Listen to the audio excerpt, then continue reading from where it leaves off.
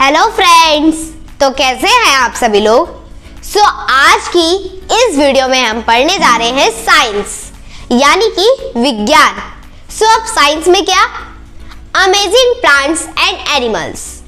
Let's start. Firstly हम कुछ main definitions के बारे में जानेंगे। फर्स्टली है हमारा reproduction. Plants and animals reproduce to produce more of their kind.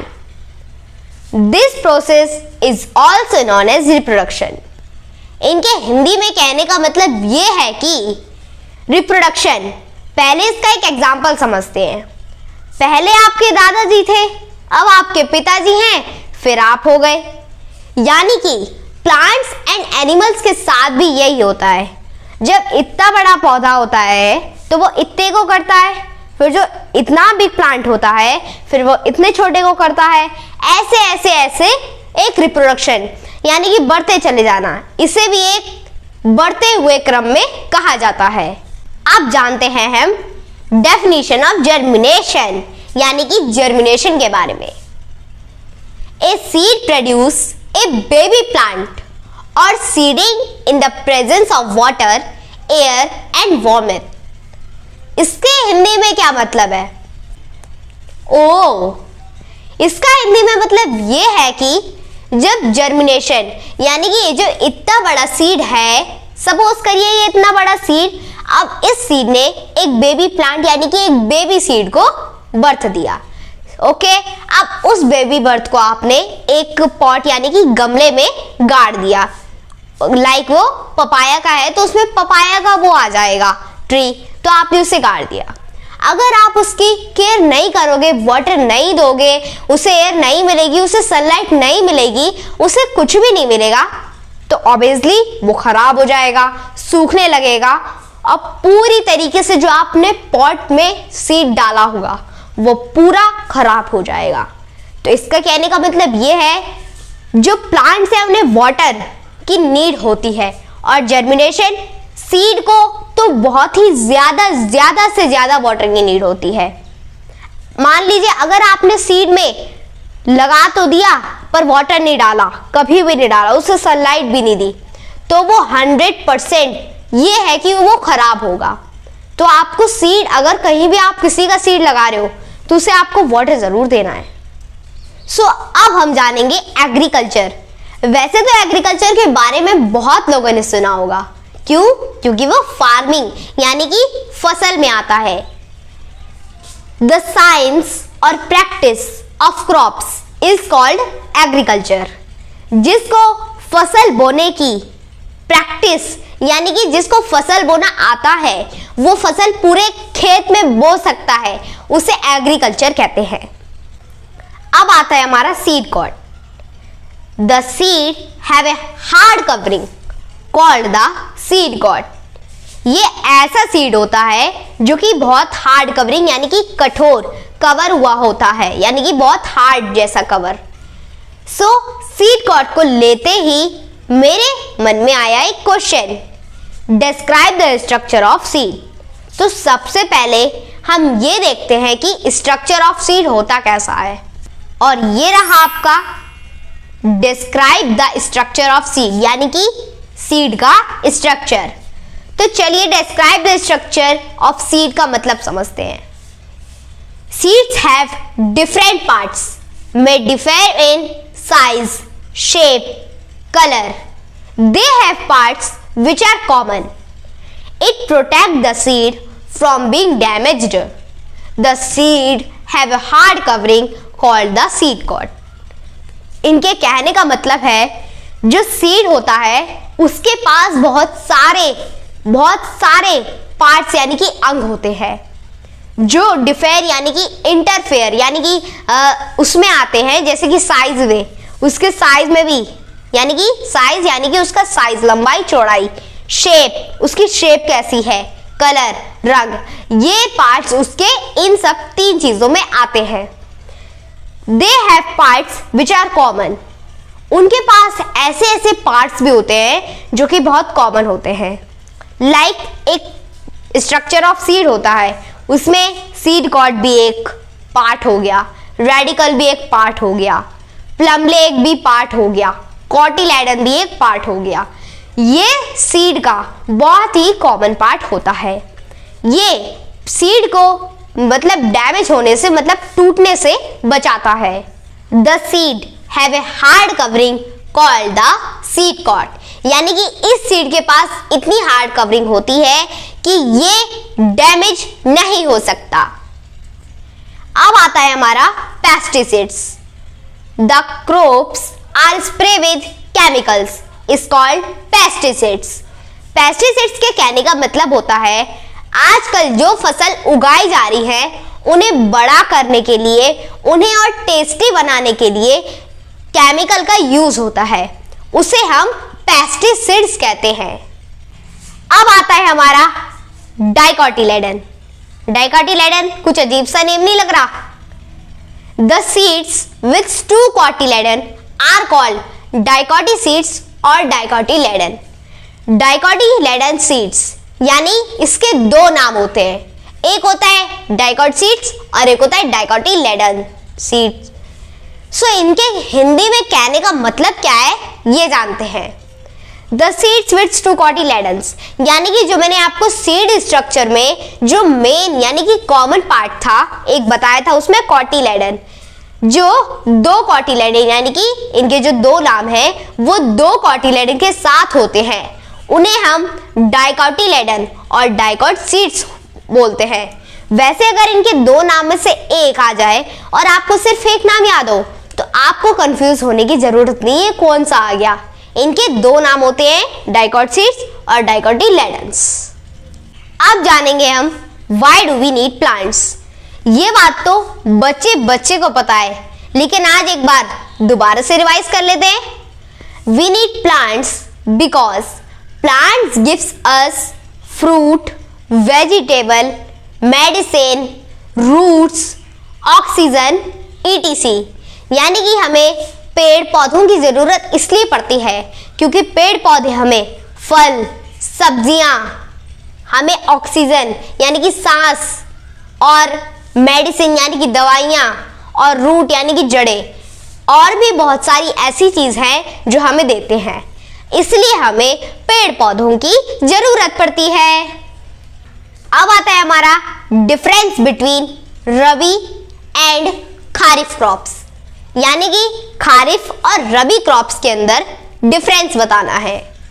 The crops grow in winter season is called rabi crops, यानी कि जो क्रॉप जाड़ों में यानी कि सर्दियों में उगती है उन्हें हम रबी क्रॉप्स कहते हैं। एग्जाम्पल यानी कि जाड़ों में क्या क्या उगता है रबी क्रॉप्स में?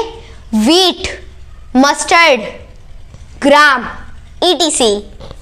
The crops grow in summer season is called kharif crops, यानी कि जो क्रॉप समर यानी कि गर्मियों अभी के टाइम पे उगती है उन्हें हम खारिफ क्रॉप्स कहते हैं। एग्जाम्पल खारिफ क्रॉप्स में उगता क्या क्या है? राइस, मेज, ज्वार, बाजरा etc। और भी बहुत सारे खारिफ और रबी क्रॉप्स में बहुत सारी क्रॉप्स उगाई जाती हैं। और ये तो भैया सबसे मेन कॉमन क्वेश्चन है जो आप कहीं भी खड़े हैं, कहीं भी बैठे हैं, आपसे कोई भी पूछ सकता है ये question. Name two ways in which plants reproduce. कुछ दो टाइप यानी कि दो तरीके बताओ जिससे प्लांट्स उगते हैं यानी कि रिप्रोड्यूस होते हैं। सो आप अटक जाएंगे या फिर आप बता देंगे। प्लांट्स रिप्रोड्यूस बाय सीड्स, यानी जो पेड़ पौधे होते हैं या और जो फ्रूट्स वेजिटेबल्स होते हैं उन्हें आप सीड से उगाते हो, और वैसे ही बहुत से ऐसे अलग प्लांट्स होते हैं जिन्हें हम सीड से उगाते हैं। फ्रूट्स वेजिटेबल्स कोई सीड से नहीं उगाते, और भी प्लांट्स को हम सीड से उगाते हैं। तो seeds, plants reproduce by seeds. Plants reproduce by different part of the plant, यानी कि जो हमारा पौधा होता है वो पेड़ के किसी भी पार्ट यानी कि किसी भी अंग से उग जाता है। सो गाइस, अभी तक तो हम सब चीजें प्लांट्स के बारे में जानते हुए आ रहे थे, लेकिन अब हम जानेंगे एनिमल्स के बारे में। सो फर्स्ट क्वेश्चन है हमारा, how do aquatic animals take oxygen? जो पानी में रहने वाले यानी कि जलीय जानवर होते हैं वो ऑक्सीजन यानी कि सांस कैसे लेते हैं, है ना मेन क्वेश्चन। वो सांस पानी से लेते हैं। Aquatic animals take oxygen in water, यानी कि वो जो ऑक्सीजन लेते हैं ना वो वाटर से लेते हैं।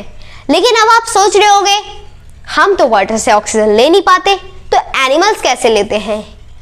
मैं आपको बता दूं कि हम ह्यूमन, वो एनिमल्स, तो हम दोनों में कुछ ना कुछ तो डिफरेंस होता ही है। How do animals need to take oxygen? इसके क्वेश्चन का मतलब है कि ऑक्सीजन यानी कि एनिमल्स को ऑक्सीजन लेने की क्यों जरूरत पड़ती है। Animals need to take oxygen because animal burns the food within their body, they release energy for various activities. इनके कहने का मतलब है एनिमल्स को ऑक्सीजन की इसलिए जरूरत पड़ती है क्योंकि वो जो उन्होंने खाना खाया होता है उसे वो बर्न्स यानी कि थोड़ा डाइजेस्ट करते हैं, वो भी ऑक्सीजन की मदद से। डाइजेस्ट करने के बाद वो खाना खाने के बाद ऑक्सीजन से एनर्जी रिलीज करते हैं फॉर वेरियस एक्टिविटीज, यानी कि बहुत सारी वेरियस एक्टिविटीज करने के लिए। लाइक लॉयन, वो खाना खाने के बाद ऑक्सीजन से एनर्जी रिलीज करेगा, फिर एक्टिविटी करेगा, सोएगा, खाएगा, जंप करेगा, शिकार को ढूंढेगा, रन करेगा, etc. What is hibernation? ये हिबरनेशन क्या होता है? Hibernation. In hibernation, some animals throw cold breath. This sleep is not a normal sleep, where loud noises can wake you up. इनके कहने का मतलब है कि जाड़ों में जो रेप्टाइल्स, अब रेप्टाइल्स में कौन कौन आता है, लिजार्ड, क्रोकोडाइल्स और किंग कोबरा, ये सब जो वाटर में भी रेप्टाइल्स होते हैं, और जो फ्रॉग, ये सब जाड़ों में क्यों चले जाते हैं। यानी कि जब हम जाड़ों में ये सब चीजें दिखती नहीं, हमें लिजार्ड नहीं दिखती, समर के टाइम पे दिखती है पर विंटर के टाइम पे नहीं दिखती। क्यों? क्योंकि ये लोग विंटर के टाइम पे सो जाते हैं। अब वो उसे हम हिबरनेशन कहते हैं। ये लोग ऐसे स्लीपिंग करते हैं, इन्हें देख के ऐसा लगता है कि इनकी डेथ हो गई है, इन्हें देख के ऐसा लगता है ये इनकी डेथ हो चुकी है। ये ऐसे स्लीप करते हैं पूरे विंटर। और आप लोगों के मन में सवाल आ रहा होगा, पूरे विंटर करते हैं? हाँ जी, पूरे विंटर ये लोग स्लीप करते हैं। क्यों? क्योंकि इन्हें ठंड लगती है। और फिर आप सोच रहे होगे इनका खाना, ये अपना खाना बराबर में पेट में स्टोर करके रखते हैं। वो सोते सोते अपना खाना खाते हैं। क्यों? क्योंकि ये अपना खाना स्टोर करके रखते हैं। लेकिन हिबरनेशन के टाइम पे रेप्टाइल्स कभी भी नहीं जगते, इसीलिए इसे हम हिबरनेशन कहते हैं। सो अब हम जानेंगे फोर लिम्स, हैंड लिम्स। ये भी एनिमल्स के बारे में है, बट ये एनिमल्स के बॉडी पार्ट्स के बारे में है। आपने डॉग, काउ, बफेलो, फ्रॉग, इन सब एनिमल्स को तो देखा होगा, है ना। लेकिन हाँ, आप लोग सोचते होंगे इनके जो फोर लेग्स हैं, इनके 2 हाथ हैं और 2 पैर हैं, मनुष्य की तरह, यानी कि ह्यूमन की तरह। लेकिन ऐसा नहीं होता। उसी जगह आप ये कह सकते हो इन्हें फोर लिम्स और हैंड लिम्स। अब वो कैसे कहते हैं इन्हें? जो जैसे कि एक डॉग है, इसके पीछे के जो 2 लेग्स होते हैं उसे हम कहते हैं hand limbs, HINDLIMBS, hand limbs. और जो किसी भी एनिमल्स को ले लो जिसके आगे 2 लेग होते हैं, जिससे वो अपने बॉडी को कंट्रोल कर पाता है, उसे हम कहते हैं फोर लिम्स। वैसे तो इनमें बहुत कंफ्यूजन है, लेकिन इन्हें लर्न करने का भी बहुत इजी ट्रिक है। जो पीछे होते हैं वो फोर लिम्स होते हैं, जो आगे होते हैं वो हैंड लिम्स होते हैं। और वैसे भी कुछ एनिमल्स के पास ये चीजें नहीं होती हैं। लाइक स्नेक के पास वो क्रॉल मतलब भागता किससे? अपनी स्केल्स और प्लेट से। वैसे तो स्नेक धीरे भी चलते हैं और वो रन भी बहुत तेज करते हैं, लेकिन उनके पास तो लेग होते ही नहीं। और बहुत से एनिमल्स के पास लेग नहीं होते, तो वो रन कैसे करते हैं? स्नेक कैसे वो रन करते हैं जानते हैं।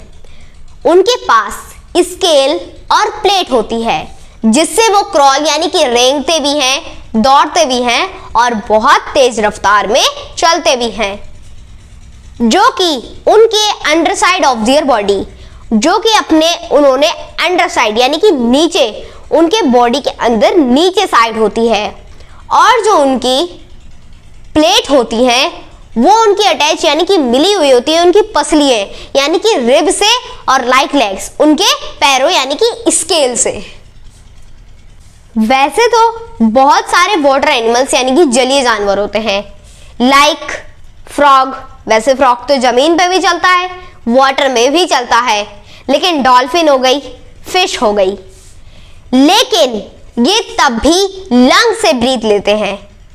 लेकिन इन्हें तो जैसे फिश होती है वो तो अपने गिल्स से यानी कि उनके पास एक गिल्स होते हैं जिससे वो ऑक्सीजन लेती है, लेकिन डॉल्फिन एक ऐसा मैमल है कि ये लंग, लेकिन ये तो पानी में रहते हैं, तो ये लंग से ब्रीथ कैसे ले सकते हैं? They live in water even थो आवर लंग्स ब्रीथर। व्हाई? इसीलिए आप इमेजिन करिए कि जब डॉल्फिन एक जलीय जानवर यानी कि पानी में रहने वाली जानवर है, तो ये लंग्स कहां से आ गया? ये लंग से ब्रीथ लेती है, और वो भी वाटर में। आप फिश को ही ले लो, फिश जो होती है वो अपने गिल्स से लेती है, और जो फ्रॉग होता है वैसे तो वो अपने जमीन पर चलते टाइम अपने लंग से ब्रीथ लेता है, लेकिन जब वो वाटर में होता है तब वो अपनी मिस्ट स्किन यानी कि अपनी स्किन से ब्रीथ लेता है। इसे आप लोग खुद सोचिए अपने माइंड में, इसे आप खुद इमेजिन करिए। वो ऐसे लेते हैं कि डॉल्फिन लंग्स ब्रीथर होके भी वाटर में ऑक्सीजन कैसे ले लेती है? वो ऐसे, डॉल्फिन के पास, वैसे तो डॉल्फिन बहुत बिग होती है, लेकिन इनके पास बहुत सारे पार्ट्स भी होते हैं इनकी बॉडी के अंदर। तो उनके अंदर एक ऐसा पार्ट्स भी होता है जो कि उसका नाम है गिल्स, जो फिश के पास होता है, गिल्स। और उनके पास लंग्स भी होते हैं डॉल्फिन के पास। तो ये लोग क्या करते हैं, अपनी नोज से वाटर से ऑक्सीजन लेते हैं। जब हवा ऊपर से चलती है तो वो वाटर के अंदर आती है, या फिर वाटर हिलता है तो थोड़ी बहुत हवा अंदर भी जाती है। ओके, तो फिर उनके जो नोज होती है ना, उससे वो अपनी जो ऑक्सीजन होती है उसे अंदर लेते हैं। लेने के बाद वो लंग से अटैच यानी कि उससे होके जाती है, गिल से होती हुई जाती हैं, और लंग्स, फिर वो लंग से ऐसे करके ब्रीथ लेती हैं। How do insect move? यानी कि इनकी कहने का मतलब है कि जो इंसेक्ट यानी कि कीड़े मकोड़े होते हैं वो चलते कैसे हैं। मूव का मतलब रेंगना, टहलना। Most insect have 6 legs to help crawl, walk. Insects like grasshopper have strong and hard legs. And about ant called with their beatless 6 legs. यानी कि इनके कहने का ये मतलब है कि इंसेक्ट मतलब ज्यादा से ज्यादा इंसेक्ट के पास टोटल 6 legs होते हैं, और 6 legs से वो चलने की मदद करते हैं और दौड़ने का मदद करते हैं, और वो रेंग भी सकते हैं उन 6 legs से। इंसेक्ट्स लाइक ग्रासशॉपर यानी कि कीड़े मकोड़ों में आया है ग्रासशॉपर। तो ग्रासशॉपर के जो 6 legs होते हैं उसके बहुत स्ट्रॉन्ग और हार्ड, मतलब हार्ड बहुत कठोर, यानी कि एक तरफ से जैसे एक सॉफ्ट होता है कोमल, लेकिन ग्रासशॉपर के लेग्स बिल्कुल सॉफ्ट नहीं है, उसके लेग जो है बहुत हार्ड हैं और उसके लेग बहुत स्ट्रॉन्ग भी हैं। अब बात की जाए आंट के बारे में, तो आंट जब रेंगती है, चलती है, दौड़ती है, तो वो अपने बीटलेस यानी कि नुकीले, इसे एक नुकीला भी कहा जाएगा, नुकीले पैरों से रेंगती है। यानी कि अगर उसका पैर आपके हाथ पे लग गया तो आपको ऐसा लगता है जैसे कि किसी ने हल्का सा कील चुबो दिया, ये लगता है उसके लेग से। अब हम ये जानेंगे कि जो एक्वाटिक एनिमल्स यानी कि जो जलीय जानवर यानी कि जो पानी में रहते हैं वो मूव यानी कि वो कैसे चलते हैं। बात की जाए फिश की, fish have times for swimming. The 2 paired tines have used to forward. Turtle have like limbs used to back to push water and back to swim. Okay guys, अगर वीडियो अच्छी लगी हो तो लाइक शेयर सब्सक्राइब करना ना भूलें। और next में हमारा सब्जेक्ट कौन सा है? मैथ्स। देखते हैं नेक्स्ट मैथ्स में क्या पढ़ते हैं हम लोग।